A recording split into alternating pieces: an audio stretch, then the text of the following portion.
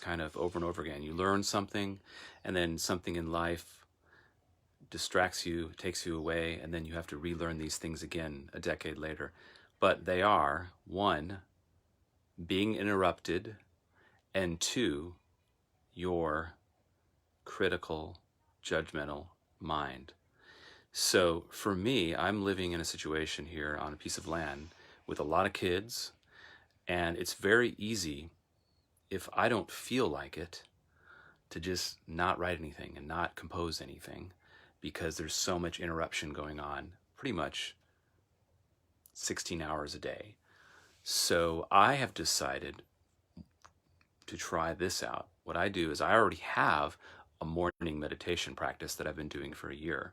So I've decided to add on to that my 20% of my activities being creative in the morning and getting the creative stuff for myself done out of the way. Because if I start doing business or just chores or things I have to do, the creative thing will just get pushed to the side and won't happen. And this has been going on for me for decades. I really haven't been writing music regularly for decades. It's gotten better in the last year. But today, I finished a piece that I'd started in August, and that momentum feels great. So how did I do it?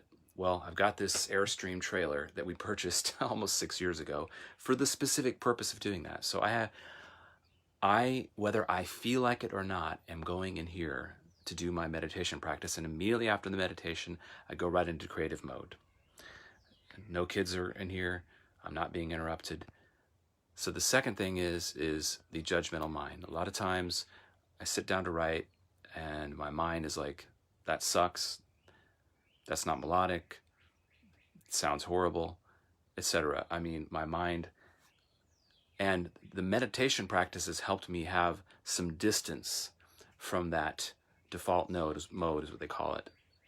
For me, has provided some distance so that I can just watch that voice but not get wrapped up in it.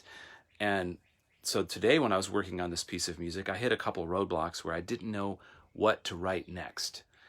And so I would just say, like, well, what if I go off this path? If one path isn't working and you think it sucks and you think it sounds trite and it's not good, then let's look at some other paths.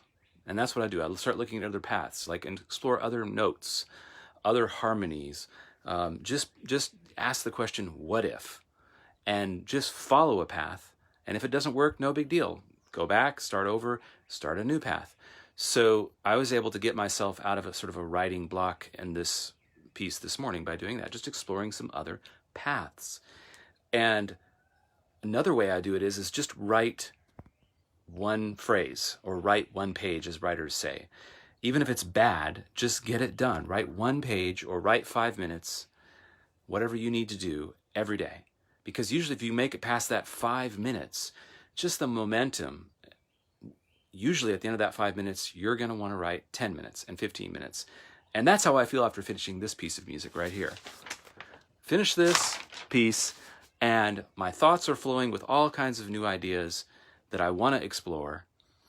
And now I'm having to force myself now to go do the work, to go do the business, because I have to go do the social media for our show tomorrow. And I actually would rather spend 80% on the creative stuff and 20%. And maybe I can get that at some point. But anyway, those are my two big disruptors of the creative process. And I would love to hear your comments below. Those affected me and how I am dealing with them and pushing them aside. Number one is being interrupted or distracted. Huge reason. Get yourself in a place where you are not interrupted so that you can get in the flow, right?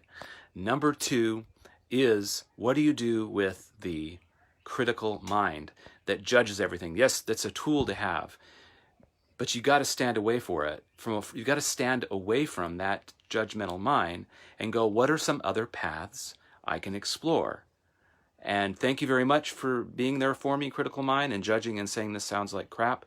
But I'm going to go ahead and put this down, and maybe this path will lead me to the good stuff. Maybe this crappy music path will eventually lead me down, because it's all about exploring. It's all about having that sense of curiosity, that sense of a journey, or of having fun. When you were a kid, didn't have this crazy judgmental mind. It was just like, let's try this out. And of course I wrote some crap. But in that crap, there was some nice nuggets that you can pull out and like, well, let's work with this nugget. Anyway, I'd love to hear your ideas below.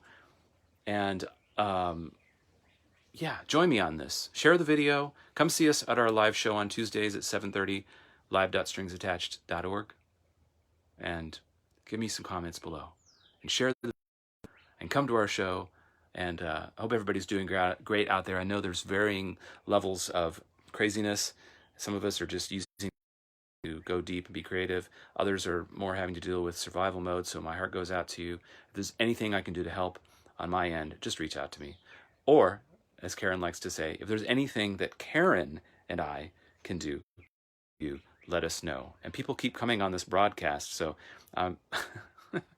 hey, Rick. So I'm about to go off and restart the video, and you can watch it from the beginning. But this has been about the two big disruptors for the creative process. And these two have essentially, I'm not going to say wasted, but I would say the last 2 decades I haven't done much because of these two big things.